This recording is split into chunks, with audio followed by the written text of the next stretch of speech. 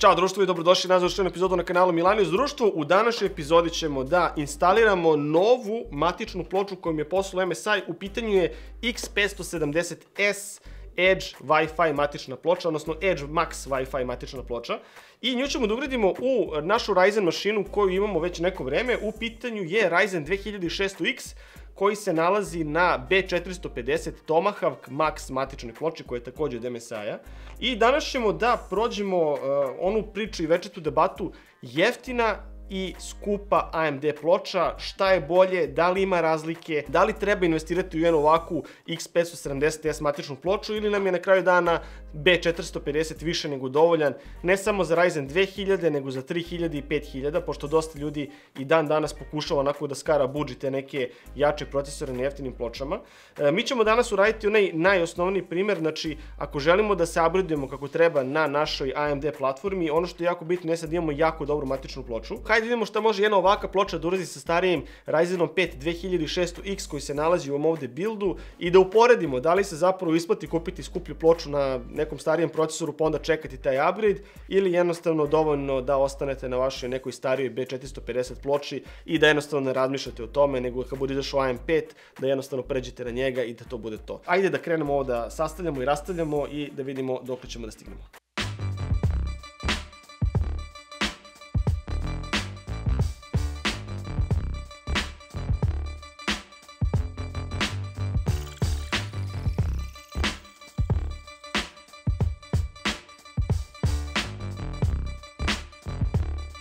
Ok, rastavili smo računar, izvadili smo sve što nam je potrebno.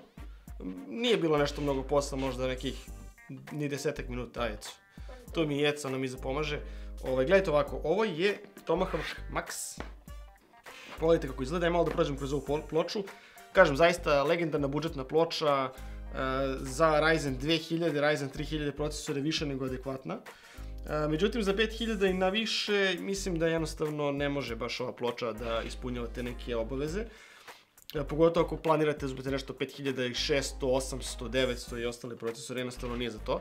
Iako mislim da preko BIOS update-a može ovo da se iskoristi, nije preporučljivo. 4+2 VRM sekcija, znači ova 4 ovdje su po 50 ampera i to je manje više to. Znači baš zbog toga što je VRM prilično slab za Ryzen procesor, iako su Ryzen procesori dosta štedljivi, jednostavno nije to, ali ono što sam želeo da uradim jeste da uporedimo jednu B450 i jednu X570S ploču, odnosno u ovom slučaju Edge Max.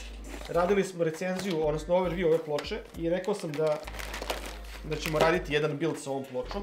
Sada je vreme da vam pokažem da vidite zapravo u čemu je razlika i zašto po meni je jako bitno imati dobru ploču, iako se dosta ljudi ne slaže sa mnom. Ali gledajte ovo, evo sad ćemo da uporedimo. Znači ovo čak nije ni najjača X570S ploča, ovo je neka sredina. Znači pogledajte samo ovako, jel vidite razliku? Gledajte koliko ova ploča izgleda siromašno u poređenju sa ovom ovde pločom. Znači, bukvalno nebo i zemlja, znači bukvalno je u pitanju nebo i zemlja po kvalitetu, po količini metala i po svemu ovde. A imate obzir, ovo je zaista veoma dobra B450 ploča, možda čak i najbolja budžetna B450 ploča. Ali kad je pogledate u poređenju sa mid-range X570S pločom, mislim, deluje bukvalno kao parče papira, ono iskreno. E sad, o čemu se radi? Čemu su ovde najveće razlike? Najveća razlika je ovde VRM, ovo ima 12+2, ovo ima 4+2, znači mnogo više faza, ove su faze na 75 ampera, ove su na 50 ampera, znači mnogo više snage ima ova ploča i na ovu ploču možete staviti najjači mogući Ryzen procesor i sve će raditi bukvalno bez ikakvih problema. E sad ću vam pokažem još jednu jako bitnu stvar i po meni najvažnija stvar kada su neke ozbiljnije ploče u pitanju. Pogledajte koliko imate USB portova na Edge ploči i koliko imate na običnoj Max. Znači, Tomahawk Max koliko ima, mislim 4 ili 5, čini mi se ovih portova, ću pokažem, ima 1, 2, 3, 4, ima 5 portova. Imamo 5 USB portova, 1 USB Type-C, a ovdje imamo, ja mislim, 9 i 1 USB Type-C. Znači, nebo i zemlje, plus ovdje imamo Wi-Fi 6E, još gomilo nekih naprednih funkcija, mnogo kvalitetniji audio izlazi iz ove nego iz ove ovde ploče, a evo kako to možete da vidite, pogledajte ove zlatne kondenzatore, ove su kondenzatori koji idu oko audio sekcije, pogledajte ih ovdje, a pogledajte ih na Max ploči. Znači, bukvalno sve što možete da imate je bolje, kvalitetnije i više unapređeno nego na B450 pločama. B450 ploče su u svoje vreme zaista radile odličan posao i ne mogu da kažem ništa loše o njima, ali jednostavno ove nove X570S ploče su znatno bolje i ovo su bukvalno ploče koje su na nivou sa Intelovim Z pločama, znači zaista su tog nivoa, tog su kvaliteta i kažem opet, najvažnija stvar na bilo kom računaru jeste kvalitetna matična ploča, zato što sa ovom matičnom pločom možete staviti bilo koji procesor, bilo koje generacije i nećete imati nijedan problem, dok ćete se sa ovom matičnom pločom, verujte mi, mučiti i imat ćete dosta ograničenja i radit će posao, ali koji god novi procesor stavite na ovu ploču, radit će u stresu, neće raditi u svom punom potencijalu, odnosno imat ćete takozvani bottleneck, dok ovde ne postoje bottleneckovi. Ajde sad ovo da instaliramo sve i da vidimo kako izgleda računar sa ovom Edge pločicom.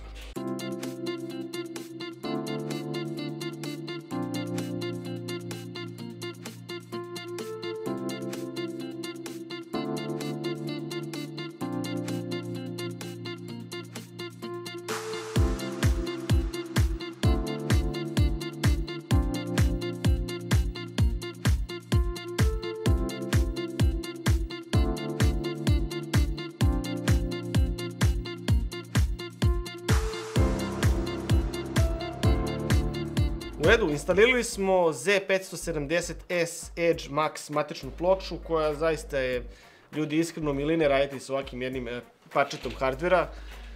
Šta smo na kraju dana uspeli da uradimo? To je ono glavno pitanje.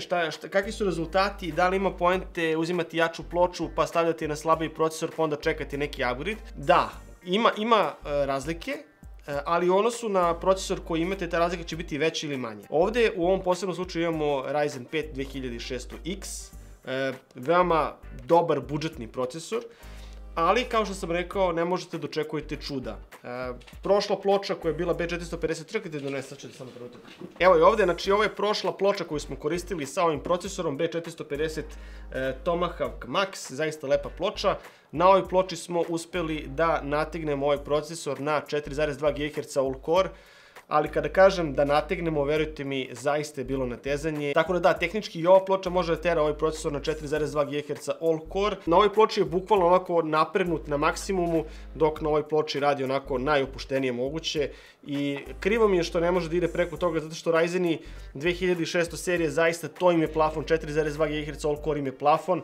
Pokušavao sam 4,3 GHz na ovoj ploči, jednostavno morate da unosite neke jako velike voltaže koje ja zaista ne želim da unosim. On meni bootuje na 1.4.2, 1.4.3, ali neće da radi, na primjer, Cinebench, na Cinebenchu crashuje i jednostavno ja to ne mogu da smatram kao validnim, ali da, na 4,3 GHz ulazimo u Windows, međutim ne možemo da radimo nikakve testove, tako da je po mom mišljenju to apsolutno beskorisno.